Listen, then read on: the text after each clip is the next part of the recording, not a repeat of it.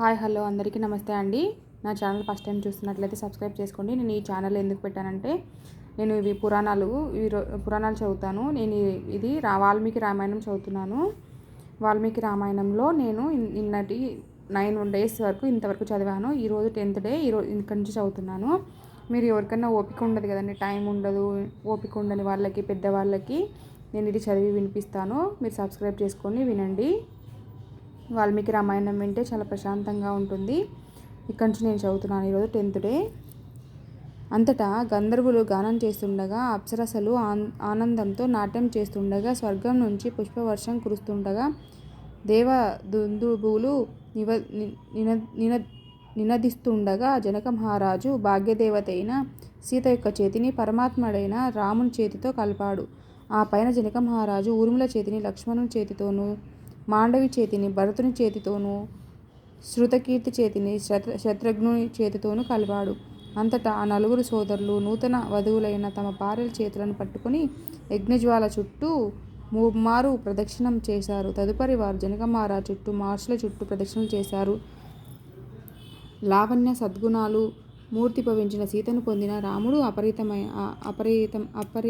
అపరిమితమైన సంతృప్తిని, సంతోషాన్ని పొందాడు. తన హృదయేశ్వరుడు సద్వర్తన, ధైర్యసాహసాలు, మేధస్సు, చందాలను ప్రతీకమైన ప్రియతమ రాముణ్ణి సాధించుకున్న సీత అపూర్వమైన ఆనందాన్ని అనుభవించింది. రూపం, సౌందర్యం, వర్తన, వయస్సు, ప్రవృత్తి వంటి దివ్య లక్షణాలన్నిటిలోనూ సీత రాములు సమానులే. పరస్పరం హృదయాలను అంకితం చేసుకున్న సీతారాములు లక్ష్మీదేవితో కూడి ఉన్న విష్ణువు మాదిరి అద్భుతంగా ప్రకాశించారు. వైభవోపేతంగా జరిపే వివాహ మహోత్సవాలంటే ఈనాటికి ప్రపంచంలో ఎక్కడైనా ప్రజలు మక్కువ చూపుతూనే ఉంటారు. ధర్మబద్ధంగా నడుచుకోవటం ద్వారా స్త్రీ పురుషులు తమ వైవాహిక జీవితాన్ని విజయవంతంగా ఎలా అనుభవించవచ్చునో పరమాత్ముడైన శ్రీరాముడే స్వయంగా ఆచరించి చూపాడు. మానవులైన వారు పిల్లలు, కుక్కల మాదిరిగా కేవలం లైంగిక వాంఛతో సంగమించరాదు. ఎందుకంటే ఆ పశు విధానంలో భయము, బాధలు, పునర్జన్మ అనేవి మితిలమై ఉన్నాయి. అందువల్ల ప్రతి నాగరిక సమాజం శాంతి సాధనకు ఉద్దేశించబడిన ధార్మిక సూత్రాలను అనుగుణంగాను, అత్యుత్తమ సమాజంలోనైనా కృష్ణ చైతన్య లక్ష్య సాధనకు వైవాహిక జీవితాన్ని ఏదో ఒక క్రమబద్ధమైన రీతిలో రూపొందించుకోవాలని ఉంది. సనాతన దంపతులైన సీతారాములు పరస్పరం విడదీయరాని భార్యాభర్తలు. ఒక్కొక్కసారి భౌతికవాదులు శ్రీరాముడు లేకుండా కేవలం భాగ్యదేవతను మాత్రమే ఆరాధించి ఆమెను స్వంతం చేసుకోవాలనుకుంటారు. కానీ అది ఎన్నటికీ సాధ్యం కానిది. రాముడు లేకుంటే సీత భౌతిక శక్తి మూర్తిభవించిన దుర్గగా మారుతుంది. ఆమెను ఆలింగనం చేసుకోవడం అంటే మృత్యువును ఆలింగనం చేసుకోవటమే అవుతుంది. అయితే శ్రీరాముణ్ణి గాని, శ్రీకృష్ణుని గాని సంతృప్తిపరచడంపై మనము మనసు నిలిపితే భాగ్యదేవత స్వయంగా సకల ఆశీస్సులను మనకు ప్రసాదిస్తుంది. కుటుంబ వ్యవహారాలతో సహా అన్ని విషయాల్లోనూ విజయవంతంగా జీవించే రహస్యం ఏమంటే పరమాత్ముని తన జీవిత కేంద్రంగా చేసుకొని ఆయన సేవనే మన కార్యకలాపాలన్నిటికీ లక్ష్యంగా చేసుకోవడమే. ఆనాటి వేడుకలన్నీ ముగిసిన మీదట పెండ్లి బృందం వారు రాత్రికి విశ్రమించారు. మరుసటి ఉదయమే విశ్వామిత్రుడు మిథిల నుంచి హిమాలయాలకు వెళ్ళాడు. తరువాత అదే రోజున జనక మహారాజు నుంచి భారీగా కట్న కానుకలు స్వీకరించిన మీదట దశరథ మహారాజు తన 9 కుమారులతోనూ వారి భార్యలతోనూ కలిసి బయలుదేరాడు. అయోధ్యకు తిరిగి వస్తుండగా భయగ్రస్తమైన అసంఖ్యాకమైన పక్షులు కీచుకీచుమని అరుస్తూ తన మీదుగా ఎగురుతున్న దుశ్శకునం దశరథ మహారాజు చూశాడు. అదే సమయంలో తన దారిలో ఒక జింక ఎడమ నుంచి కుడివైపుకు పోతున్న శుభశకునం కూడా ఆయనకు కనిపించింది. ఏదో ప్రమాదం ముంచుకు రానున్నదన్న భయంతో ఆ శకునాలను ఫలితమేమని మహారాజు వశిష్ఠుని వివరణ అడిగాడు. కీచుకీచుమని రోద చేసిన పక్షులు ఏదో ప్రమాదం రానున్నదని సూచిస్తున్నాయి. అయితే ఆ విషయమై ఆందోళన పడవలసిందేమీ లేదన్న సంగతి జింక ఎడమ నుంచి కుడికి పోవటం తెలియజేస్తున్నది అని ఋషి సమాధానమిచ్చాడు. అలా దశరథ మహారాజు, ఆయన పురోహితుడు ఆ విషయం గురించి చర్చించుకుంటూ ఉండగానే ఒక ప్రచండ ప్రభంజనం మొదలై భూమిని కంపింపచేస్తూ మహావృక్షాలను నేలకొల్చే సాగింది. ఉవ్వెత్తున ధూళి పైకి లేచి అన్ని దిశలను కప్పివేసింది. దానివల్ల అలుముకున్న గాంధ గాఢాంధకారాన్ని చూసి దశరథ మహారాజు, ఆయన కుమారులు వశిష్ఠాది ఋషులు తప్ప తక్కిన వారంతా నివ్వెరపోయి భయభ్రాంతులైనారు. అంతలో అకస్మాత్తుగా విఖ్యాతుడైన భయంకర యోధుడు పరశురాముడు జడలు కట్టిన శిరోజాలతో, కుడిభుజం మీద ఒక గండ్రగొడ్డలితో, ఎడమ భుజాన వ్రేలాడుతున్న ధనుస్సుతో ఒక శక్తివంతమైన శరీరాన్ని చేబూని అక్కడ ప్రత్యక్షమైనాడు. గతంలో 21 మార్లు క్షత్రియ వంశాలను సంహరించిన మీదట ఇక కోపానికి వశుడని కానని శపథం పూని తపసాధనలను ఆచరించడంలో నిమగ్నుడై ఉండిపోయిన పరశురాముడు ఇప్పుడు ఇలాంటి ఉగ్రరూపంలో రావడం చూసి ఋషులు పోయినారు. ఇప్పుడు ఈయన కోపానికి కారణం ఏమై ఉంటుందా అని ఋషులు అనుకుంటుండగా ఆ జమదగ్ని కుమారుడైన పరశురాముడు శ్రీరాముని ఉద్దేశించి, నీవు పరమశివుడి ధనస్సును విరిచి విరోచిత కార్యం చేశావనటంలో సందేహం లేదు. కానీ నా దగ్గర అంతకంటే గొప్పదైన విష్ణుమూర్తి యొక్క ధనస్సు ఉంది.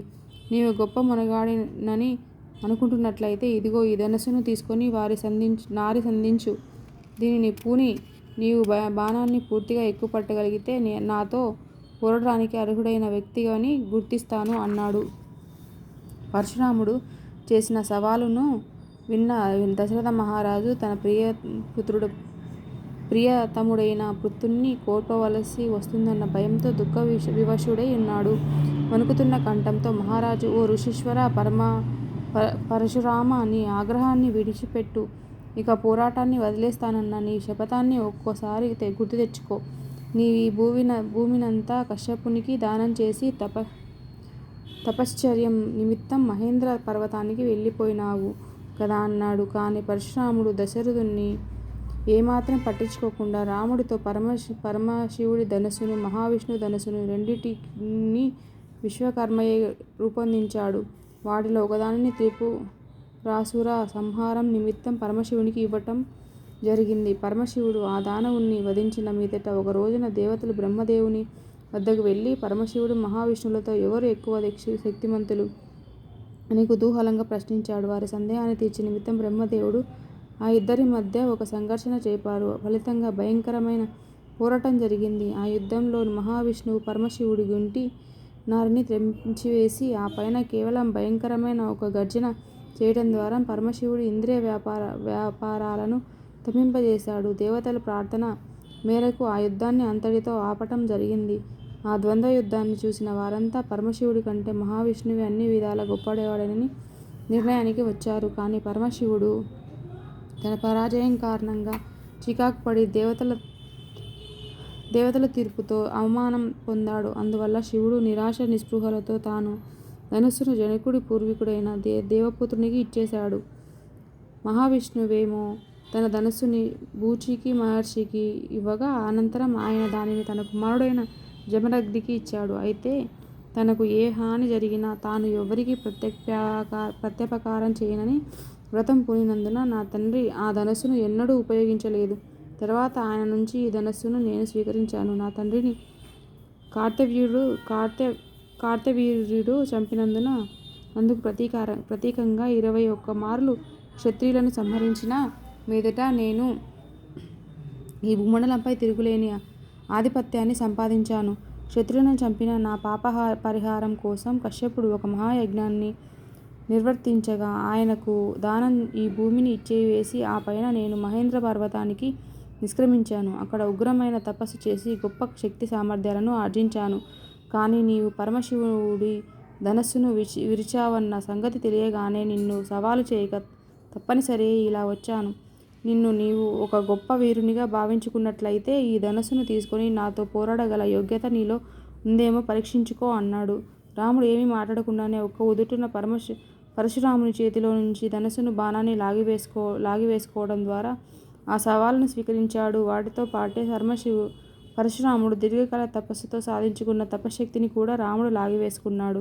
అంతటా పరమశివుడు నివ్వెరపోయి చూస్తుండగా రాముడు సునాయాసంగా ఆ వింటికి నారి తగిలించి బాణాన్ని చివరిదాకా లాగి సంధించి పరశురామునితో, నీవు బ్రాహ్మణుడవు, విశ్వామిత్రుని సంబంధం కలవాడు కనుక నిన్ను నేను చంపను. కానీ నా ఈ శరసంధానం వ్యర్థం కాకూడదు కనుక నీ సవాలుకు దీటైన సమాధానం ఇవ్వవలసి ఉంది కనుకను నీవు నీ తపస్సాధనల ఫలితంగా ఆర్జించుకున్నట్టి స్వర్గప్రాప్తిని ఇవ్వగలిగినట్టి పుణ్య విశేషాన్ని నిశ్శేషం చేయడానికి దీనికి వినియోగిస్తాను అని ప్రకటించాడు. రాముడి శరప్రయోగాన్ని వీక్షించడానికి దేవతలు దేవర్షులు ఆకాశంలో గుమిగూడారు. పరశురాముణ్ణి అప్పటికే రాముడు నిర్వీర్యునిగా చేసి ఉన్నందున అతడు పరమాత్ముడైన రాముణ్ణి కళ్ళు అప్పగించి చూస్తూ ఉండటం తప్ప మరేమీ చేయలేకపోయాడు. చివరకు రాముడు బాణాన్ని లాగుతూ చెవి వరకు తీసుకురాగా పరశురాముడు నెమ్మదించి స్వరంతో, నేను కశ్యపుడికి భూమిని దానం చేసిన మీదట ఆయన నన్ను ఇకపై ఎక్కడ నివసించవద్దని ఆదేశించాడు. ఈ కారణంగా నేను చీకటి పడేలోగా వెళ్ళిపోవలసి ఉంది. నాకు స్వర్గప్రాప్తి లేకుండా చేశావు. కనీసం నన్ను మహేంద్ర పర్వతానికి తిరిగి పోనిచ్చి నా తపస్సు కొనసాగించనివ్వు. ఓ రామ, నీవు సాక్షాత్తుగా శ్రీ మహావిష్ణువే అని ఇప్పుడు తెలుసుకోగలుగుతున్నాను. అందువల్ల నీ చేతుల్లో పరాజితుణ్ణి కావటం నాకెంత మాత్రం లజ్జాస్పదంగా లేదు అన్నాడు. పరశురాముడి విన్నపాన్ని రాముడు మౌనంగానే ఆమోదించి ఆ మహాశక్తివంతమైన శక్తియుతమైన బాణాన్ని వదిలి జామదగ్ని పరశురాముని యొక్క స్వర్గాధిరోహణ సామర్థ్యాన్ని త్రుంచివేశాడు. అటువైపు పరశురాముడు మహేంద్ర పర్వతానికి నిష్క్రమించాడు. ఆయన వెళ్ళిపోవటంతో అంతకుముందు ఏర్పడిన అంధకారం పూర్తిగా పటాపంచలైంది. గగనతలంలో తమ స్థానకులందే దేవతలు మహోత్సాహంతో శ్రీరాముని ఘనంగా కీర్తిస్తూ ఆయనపై సుగంధయుత పుష్పవృష్టి కురిపించాడు. అంతటా రాముడు విష్ణు ధనస్సును వరుణునికి కానుకగా ఇచ్చివేయగా పెండ్లి బృందం ప్రయాణం కొనసాగింది. స్వగృహానికి చేరిన మీదట దశరథ మహారాజు నందులు నలుగురు తమ తమ పత్నులతో ఎంతో సుఖంగా గడపసాగారు. తర్వాత కొంతకాలానికి కేకయుని పుత్రుడు భరతశత్రుఘ్నులకు మేనమామ అయిన యుధాజిత్తు మహారాజు అయోధ్యకు వచ్చి తన మేనల్లులను తనతో వచ్చి ఉండవలసిందిగా ఆహ్వానించాడు. తన సోదరులిద్దరూ కేకేయ రాజ్యానికి వెళ్ళిన మీదట రాముడు తన తండ్రిని ముగ్గురు తల్లులను ఎంతో శ్రద్ధతో సేవించసాగాడు. రాజ్యపాలన వ్యవహారాలను కూడా ఎంతో నిజాయితీగా చిత్తశుద్ధితో నిర్వహిస్తూ ఉన్నందున పౌరులందరూ రాముణ్ణి అమితంగా ప్రేమించసాగారు. సీతారాముల పరస్పర సహజ ప్రేమానురాగాలు దినదిన ప్రవర్తనమాయనమైనాయి. పరస్పర సౌందర్య సద్గుణాలకు బద్దులై వారు సంపూర్ణంగా ఒకరికొకరు అంకితమైనారు. వాస్తవానికి సాక్షాత్తుగా భాగ్యాది దేవత అయిన లక్ష్మీదేవియే అయినందున సీత సౌందర్యమే అవతరించినట్లుగా ఉండేది. రాముని హృదయాంతర్గత భావాలన్నింటినీ సీత మనసుతోనే చదువగలిగేది. భర్తకు ప్రీతి కలిగించడానికే నిరంతరం నిశ్చయురాలైన సీత స్త్రీ సహజమైన మృదుల స్వభావానికి పాతివ్రత్యానికి ప్రతీకలా వ్యవహరించేది. అనతి కాలంలోనే సీతారాముని హృదయాన్ని తన నియంత్రించగలిగే స్థితికి వచ్చింది. ధన్యవాదాలండి. ఇంతవరకు బాలకాండ అయిపోయింది ఈ రోజుతోటి. రేపు అయోధ్యకాండ స్టార్ట్ చేస్తాను. ధన్యవాదాలండి. ఎవరైనా వినాలనుకుంటే సబ్స్క్రైబ్ చేసుకొని వినండి. Thank you. ధన్యవాదాలు.